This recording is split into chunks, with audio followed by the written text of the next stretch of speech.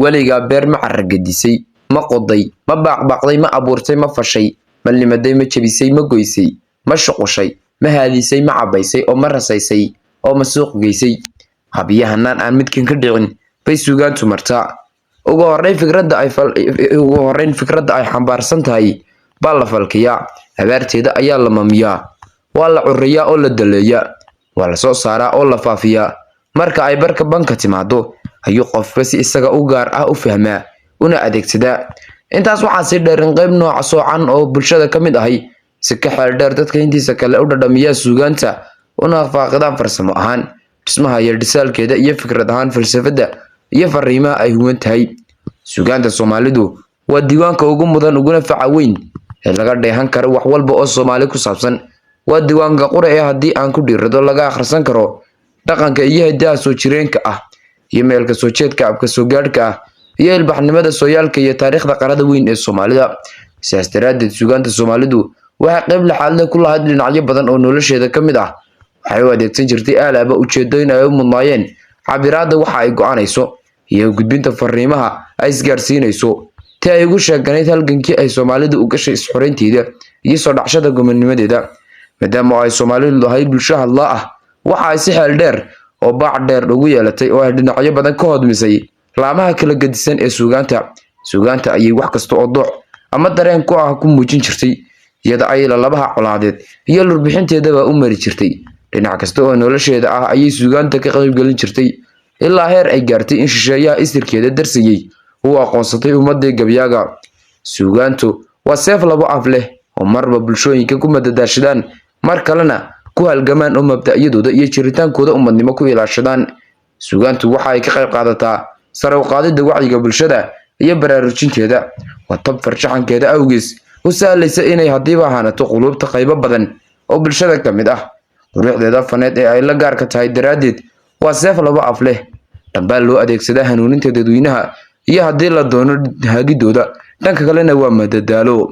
lafagurka suugaaneed martida suugaanta dhuuxideeda ka dhaansan ee inteeda caadiyaalka ah ay ka badan tahay inteeda ficilan waxa shansha dhuuxi kara oo soo dibad bixin kara fariimaha ku sidkan iyo afmaldahayada uu suugaanyahanku adeegsaday suugaan dhaari kulansaday dhugmo sarreysa iyo dhaadis qoto dheer kaas oo yaqaana dowga lafagurka quman ee suugaanta odayaashii hore ee Soomaaliyeed midkood ayaa waxaa laga sheegay inuu yiri rag wanigu ma gabyo waxaan si aqaan gabayga khaldan oo mid kaagagsan iyo isagu iskuguma kay jiraan ninka sidaas xawaagii hore magac uma aynu lahayn hase ahaatee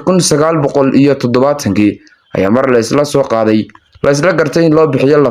lafaguro suugaaneed lagu magacaabo Samir Gelin waa magac laga soo qaatay qofka inta si uun shil ugu dhaco ay lafaha madaxu burburaan markaas oo la dooni jiray mid aqoon buuxda u leh sida lafahaas yar loo soo saari karo iyadoo aan maskaxda waxyeelo soo gaarin hawshaasi iyada ah lagama sinayne ragga qaar baa si gaar ah u yaqaan kuwaasoo bulshada ula meel joogay dhakhtarka qaliinka ninka aynu hadda u naqaan ee dhaawaca salista ah loo tamadiyo dabeedna la tacaala lafagura suugaaneed waxa haddaba loo jeedaa ruuxa maasada iyo sheekooyinka curiska ah kala qali kara waa sida dadka kale si qodob dheer intuu u akhriyayna tusa kara qiimiga ay xabaarsan yihiin iyo meelaha ay dhaliilaha ku leeyihiin intaba ruuxaas qudhiisa maasayahan wuu noqon karaa qasabse ma aha lafagurka suugaantu waa laan cilmiyeed oo aad u baaxad weyn oo si ama siyaalo cilmiyeysan u faaqida ama u lafaguro suugaanta taasoo ayna cid kasta ay qaban karin waa laan cilmiyeed isku hawsha kala furfurinta iyo falaqaynta qaybaha kala gedisan ee suugaanta dhismaheeda nuxurkeeda farshaxankeeda afmaldayaasheeda iyo aftahamadeedaba fariimaheeda iyo ujeedooyinkeeda iyo kuwo kale lafagurka suugaantu waa lafdhabarka isku xiriiraysa ujeedooyinka dahsoon ama duruqsan ee hal abuurka iyo fahamka dadweynaha marka aan haddaba lafagurayna jaad ka mid ah suugaanta waxa waajib ah inaan isku akhrino waayihii ay ku curatay iyo daraafihii ku gadaamnaa qofka hawshaasi qabta 1970 sida guddiga Soomaaliya ku yeeray bixiyeen waxaan ku magacaabi karnaa lafagura suugaaneed lafaguraha suugaaneed tiyo ay jirto inuu yosal iyo baar dhumiyo dhismaha maasada iyo inta uu dhuuxo kala saafo sheegana iimaha farsameed iyo midda fikirada ay leedahay ama uu soo banbixiyo oo bagaadiyay fafaalayaasha hagaagsan ee ay kulansatay misana waxa xusid mudan inuusan kaliya ku koobnayn dhabooyinkeeda iyo sheekhsiga jaad suugaaneed maasada oo uu soo kala falkiyo oo kala wafaq qaybaha kala duwan ee suugaanta sida laamaha kala gedisan ee tiraab suugaanteedka iyo qaybaha kale ee suugaanta. intaas ayaan kusoo gabagabaynaynaa muuqaalkeenin.